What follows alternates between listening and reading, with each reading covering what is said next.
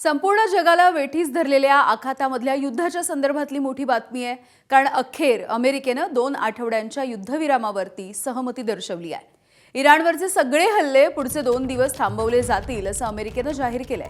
10 मुद्द्यांच्या शांती प्रस्तावावरती चर्चा करण्यासाठी हा युद्धविराम घोषित करण्यात आलाय।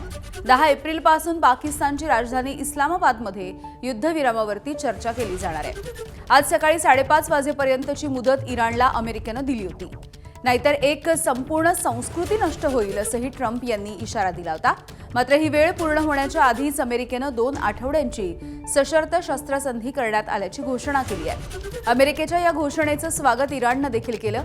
हल्ले थांबल्यास आम्ही देखील युद्ध थांबवू असं इराणच्या परराष्ट्र मंत्र्यांनी म्हटलंय। इराणनं दिलेला 10 अटींचा मसुदा मान्य करण्यासारखा असल्याचं अराक्ची म्हणाले। तर होर्मुझची सामुद्रधुनी खुली करण्याची अट अमेरिकेनं घातली होती आणि या अटीला इराणनं देखील सकारात्मक प्रतिसाद दिलाय। इराण होर्मुझ पूर्णपणे आणि लगेच खुलं करण्यासाठी तयार झाल्याचं ट्रम्प यांचं म्हणणं आहे।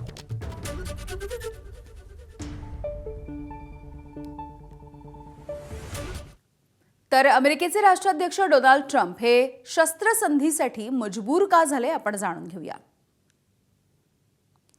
जागतिक दबाव आणि तेल गॅस हे सगळंच महागलं।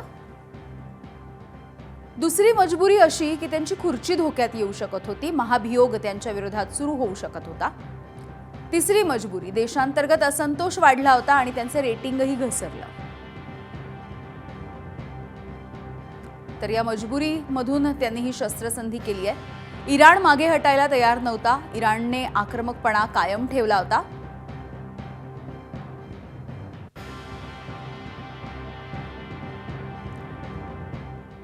अमेरिका आणि इराणमध्ये 10 तारखेला इस्लामाबादमध्ये चर्चा केली जाणार आहे।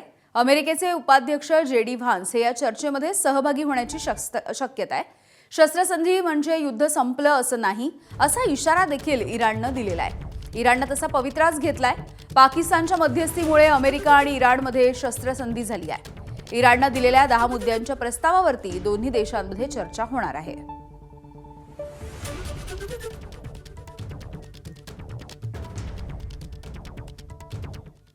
अमेरिका आणि इराणमधल्या या शस्त्रसंधीचं भारतानं देखील स्वागत केलंय। भारताच्या परराष्ट्र खात्याकडून या संदर्भात निवेदन जारी करण्यात आलं। शस्त्रसंधीमुळे आखातामध्ये आता शांतता राहील असं भारतानं म्हटलं। होर्मुझमधली वाहतूक पूर्ववत होईल अशी आशा भारतानं व्यक्त केली। चर्चा आणि कूटनीतीनंच समस्यांवरती तोडगा काढणं शक्य आहे असंही भारतानं म्हटलंय। आधीच युद्धामुळे खूप नुकसान झालंय। युद्धामुळे जगावरती इंधनाचं संकट आलंय असंही भारतानं आपल्या निवेदनामध्ये लिहिलंय।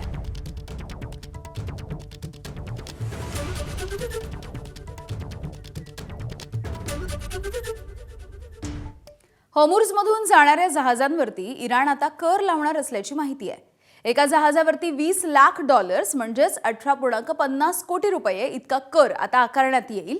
इराणच्या 2 अधिकाऱ्यांनी न्यूयॉर्क टाइम्सला या कराच्या संदर्भातली माहिती दिली आहे। शस्त्रसंधीच्या अटींमध्ये होर्मुझमधल्या कराच्या अटींचा देखील समावेश आहे। कराची रक्कम इराण आणि ओमान हे 2 देश वाटूनही घेणार आहेत।